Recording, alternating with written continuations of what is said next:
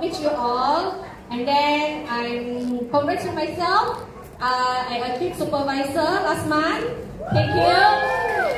Okay, and then what surprised me? Yalah, I never expect that.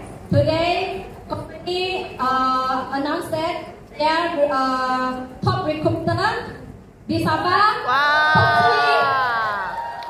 Wow, it's surprising, very gembira. And then, okay, why I choose Forever? Because Forever bagi saya kesihatan for my family and myself.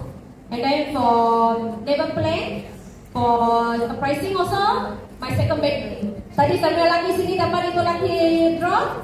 Ya, anak tu, that's my second daughter, Alo baby. Ya, so mami sumandat, baby pun sumandat kan. Ya, so okay, next, I hope everyone capai supervisor, manager, assistant manager, jamlah manager, ego manager next week nah.